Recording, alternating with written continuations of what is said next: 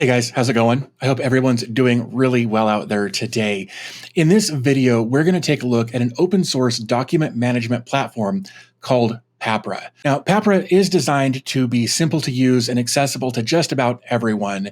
And you can kind of think of Papra as a long-term document storage and management system, like a digital archive for your documents. Now, you've likely seen other apps that do something similar to what Papra does, and this is what I love about the self-hosting community. There are almost always multiple ways to accomplish a task, so you can take a look at different solutions and see which ones work best for you. The other cool thing about Papra is that it's made by the same developer as IT tools and Enclosed that we've taken a look at here on the channel. But let's let Corentin introduce himself. Hello everyone, thank you very much David for having me on your channel. So I'm Corentin, the creator of Papra. You may also know me for the projects like IT tools, Enclosed, and maybe many other craps I've done over the years. I've always wanted a simple way to organize my documents, like receipts, warranties, and other important documents that you want to keep but don't need to access very often. So that's why I built Papra, a minimalistic document archiving platform. The idea is that you add documents and you can't forget about them. You can organize them using tags, either by tagging manually or using the auto-tagging engine, where, for example, you can define rules that auto-apply tags to newly added documents. For example, you can create one where a document with invoice in the name are auto-tagged with invoices. There are several ways you can add documents in Papra. The most obvious one is by uploading manually, either via drag and drops or using the File Explorer, or you can use the folder ingestion system, where Papra watches a folder on your file system, and newly added documents are automatically consumed by Papra and added to your instance. And currently you can also use the email ingestion system, where you can create addresses for which email sent or forwarded with attachments. Those attachments are added to Papra. So Papra is totally open source, free, and can be easily self-hosted using Docker.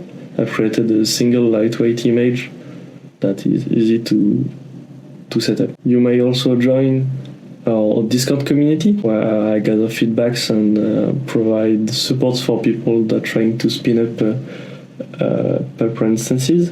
And thanks again, David, for showcasing my project. So I got to say, I'm really excited to have the opportunity to have Corentin here on the channel. Now, before we get into Papra, there are a few disclaimers that I need to make. Number one, if you've already got a document solution that works for you, that's awesome. Keep using what works for you.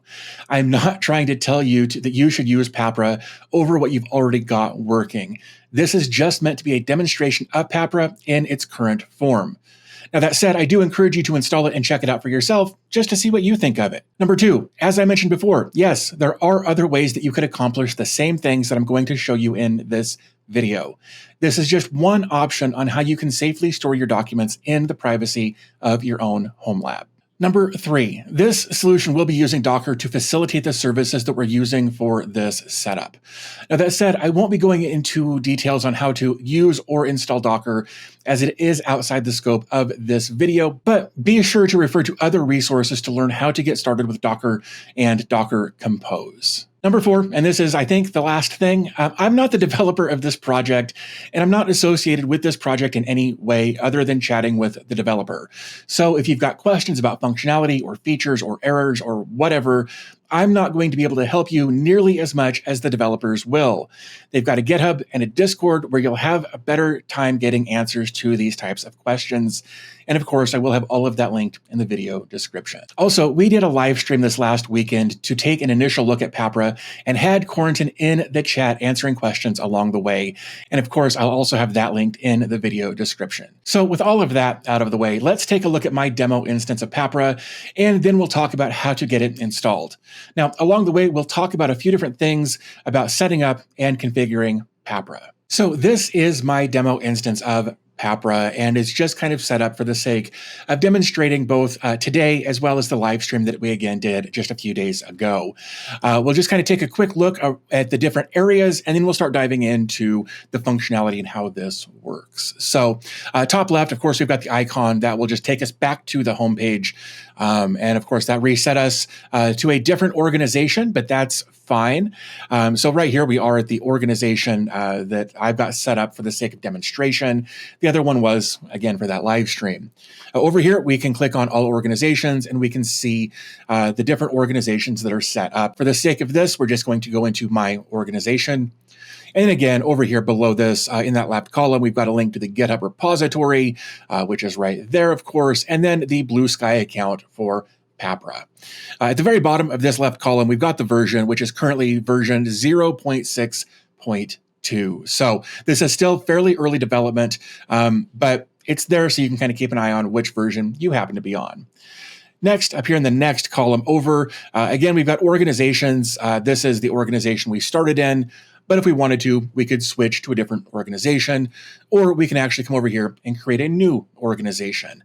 As we're dealing with organizations, and I want to bring this up now so I don't forget, each organization will get a different combination of letters and numbers up here in the URL bar that will come into play later if you decide you want to set up organizations, say on your NAS for automatic file ingestion. But we'll get to that. Next, we've got documents, which is just kind of the homepage without the three boxes at the top. Genuinely not sure why we've got two versions of the same page, but it is what it is, I suppose. Next, we've got tags. You know what? Let's jump over to this organization and go to the tags there. So these are the different tags that I currently have set up for sample, recipe, and DB Tech. I didn't put a description in there, but I could. Next, we've got a column that says how many documents are associated with each tag, when the tag was created, and then, of course, we can edit or delete tags. If we need to create a tag, we can do that from right here in this yellow button that says Create Tag. Next, we've got tagging rules, and tagging rules are kind of cool because you can create a tagging rule like, let's take a look at DB Tech. Right? So the name of the tagging rule is DB Tech. And then below that, again, we could have a description if we wanted to. And then we've got some conditions that we can set. When a document name contains, in this case, DB Tech, then it will assign this tag right down here. We can add additional conditions where maybe a document, the contents of a document contain DB Tech, then also assign this tag to that document. So one thing I want to mention real quick, at the time of recording this video, when you add a new tag, that only applies to documents that are uploaded after that tag is created. It currently does not have the ability to retroactively apply those tags to existing documents. Now, that said, there is something in the works on the roadmap that will allow you to eventually press a button and have new tags applied to old documents. But I wanted to just bring that up for the sake of this video. At the time of recording this, again, new tags don't apply to old documents. So just something to keep in mind. Okay, so the next thing we've got here in this list is members. And members is just that. This is where you can see all of the different members of a particular organization. From here, you can also invite members to your organization. It's easier if you have an SMTP server set up for this, but it isn't necessary. You can click invite member, put in their email address, and assign a role to them.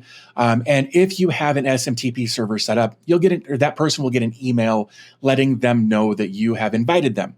However, if you don't have an SMTP server set up for this, you can create the invitation here, and then you can just tell them, hey, go to this URL and sign up for an account.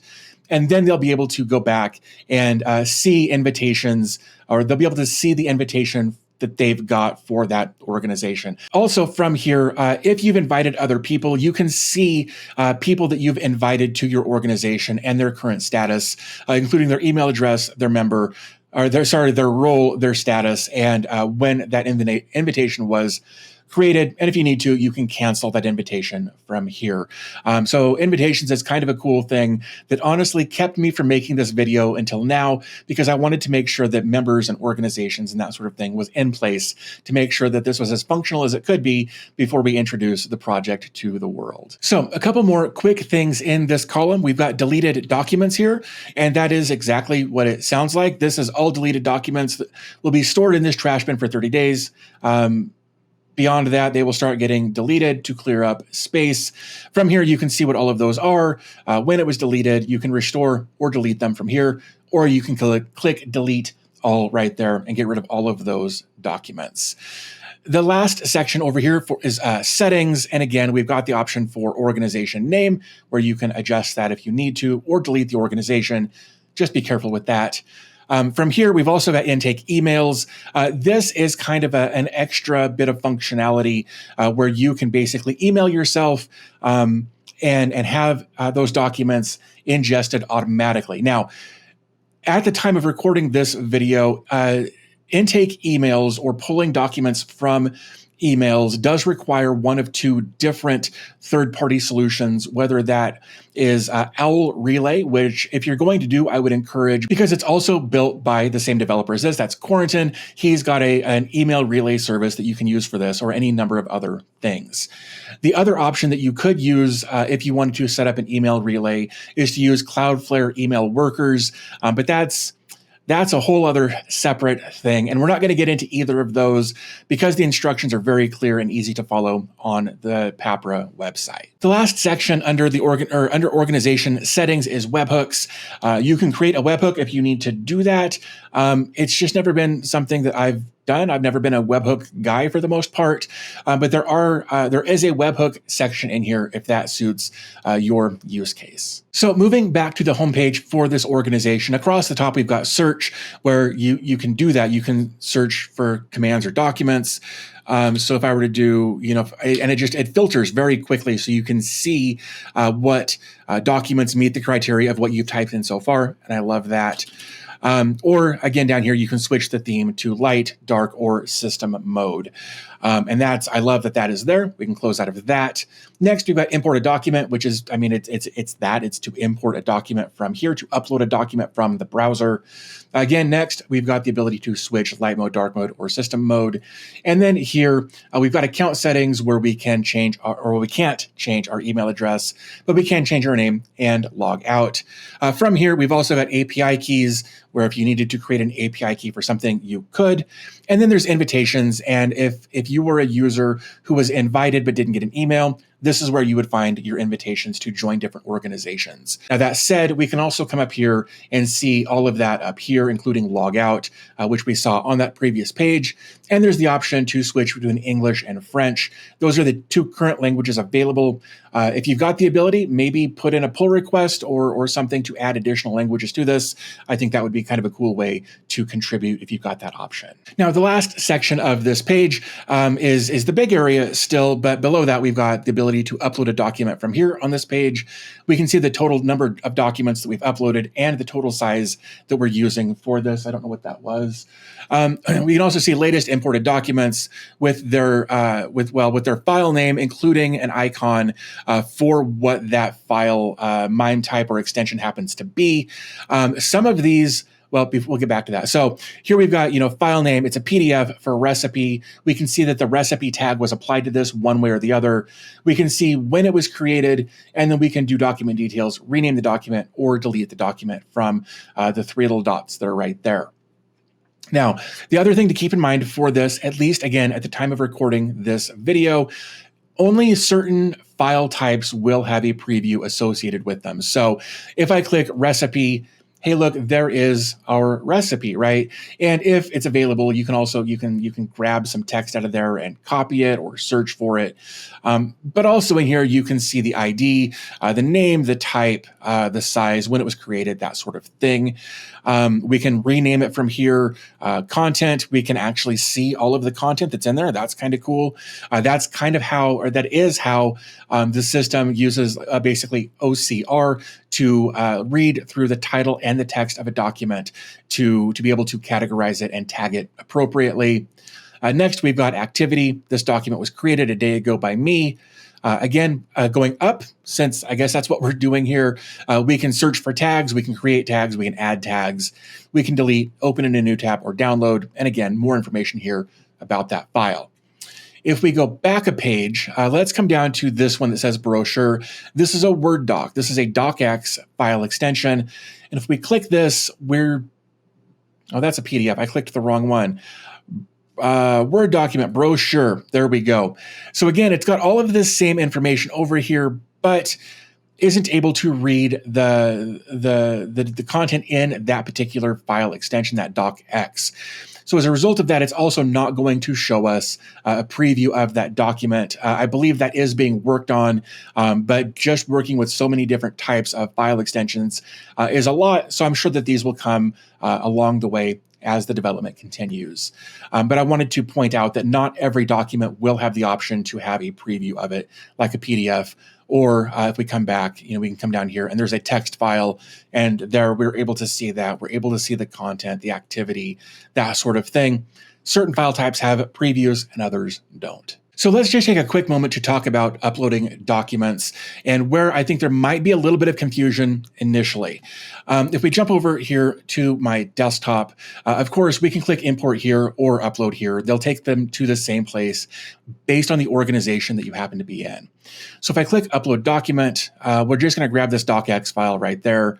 And there it is just a second ago. It applied the sample tag to that because it had sample in the title. But again, this is a Word doc. This is a docx file, so we're not going to be able to see the contents of that file. But that's how quick and easy it is to just upload a document, right? Very straightforward, as you would expect it to be. But let's say you happen to have like a multifunction printer scanner device like I've got on the rack behind me there, and you wanted to just be able to scan from your device to your NAS. That's how I've got my stuff set up for right now. I don't actually have the device turned on, so we're going to pretend that that's what we've done here. What we're going to do is come back over to my desktop, and we're going to take a look at the organization ID in the URL bar right here. Now, for the sake of making this different or something, we're going to switch organizations. We're going to go to this Livestream org. And right here, we can see that the org ID ends in GFNU. That's just a random string of characters that was generated here. So what I'm going to do is go to my Synology device, to my scans folder. Here's Papra, and this is that one that ends in GFNU. So what we're going to do is right here, I'm going to take this document, and I'm just going to drag it over there. We're going to give that a second, and we're going to refresh, and it's gone. What's actually happened is it's been moved into this because it's been ingested by our Papra instance.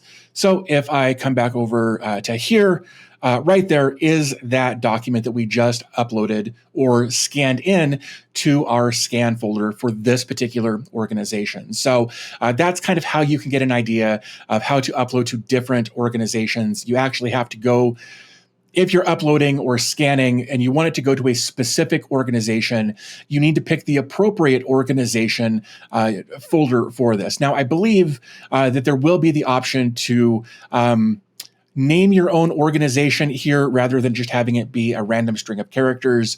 But I believe that is in the roadmap and not implemented just yet. So you will need to pay attention to this and set permissions for scanning or uploading appropriately. But I just wanted to kind of bring up that there's a couple of different ways that you can upload documents, whether it's via the scan folder, manually uploading something to there, or coming over to here, selecting the organization, and then importing or uploading a document. Now, there is one other way that we can get documents into our Papra document storage system, and that's using email relays. And again, we talked about this very briefly earlier.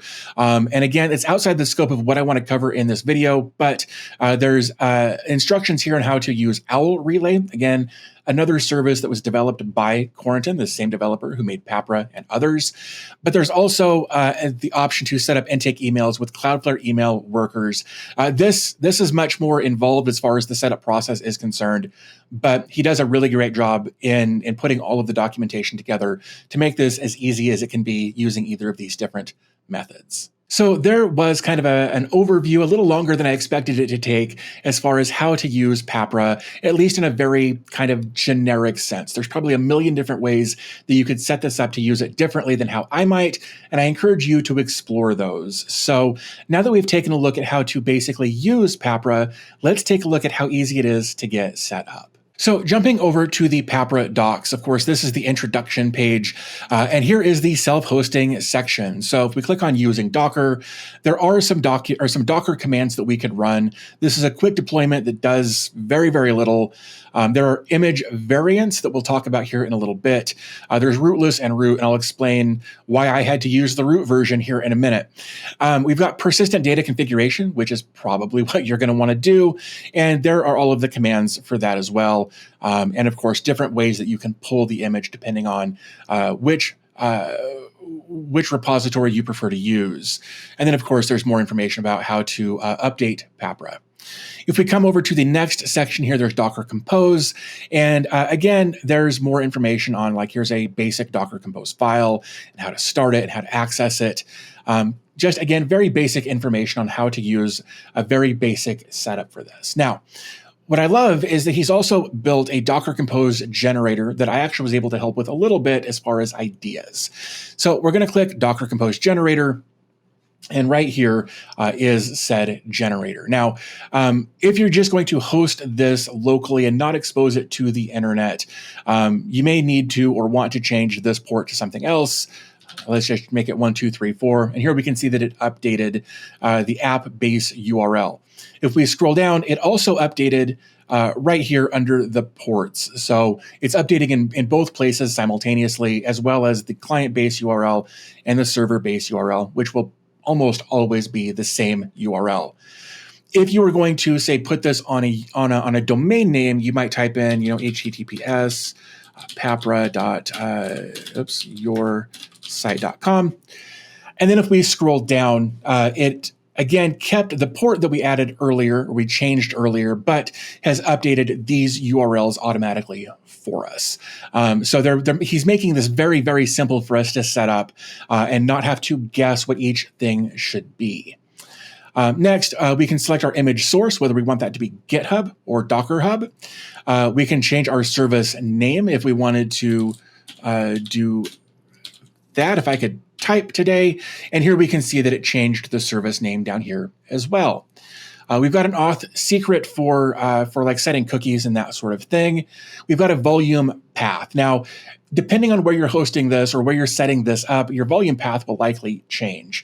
When I set this up, just on a standard Docker host, I might do something like home Docker Papra, and there we go.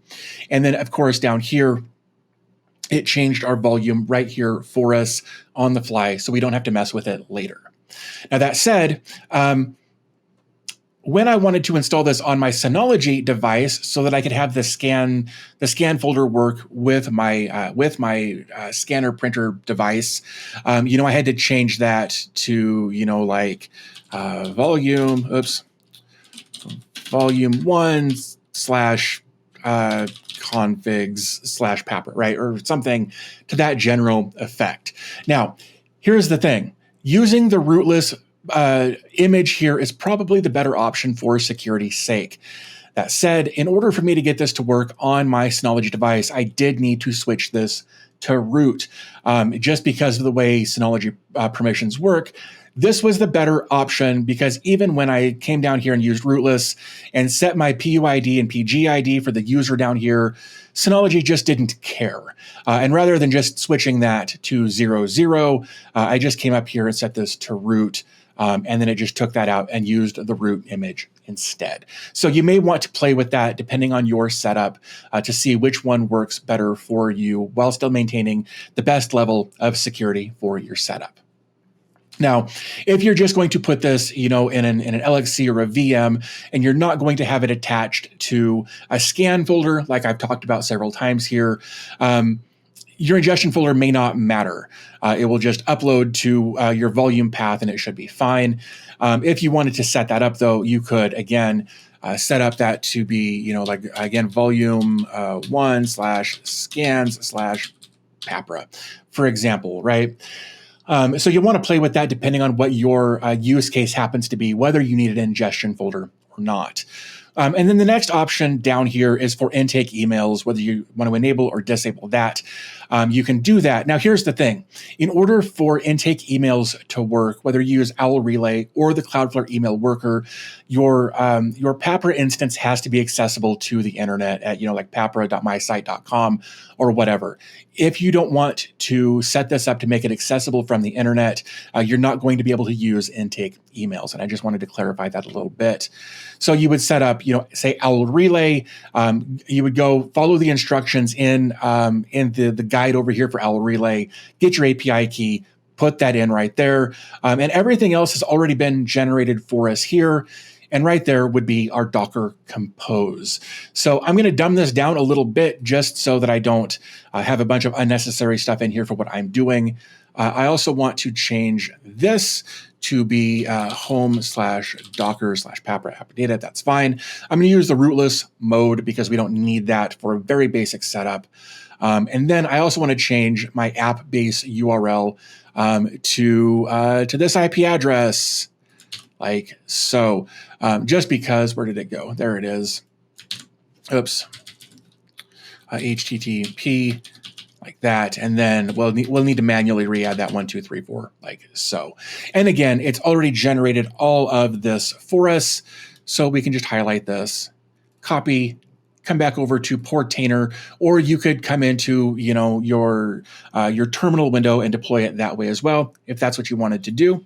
For the sake of simplicity here, I'm just going to paste that in there. I'm going to grab that just like so. All of this should be fine for what I'm doing here. So what I'll do is scroll down and click on Deploy the Stack.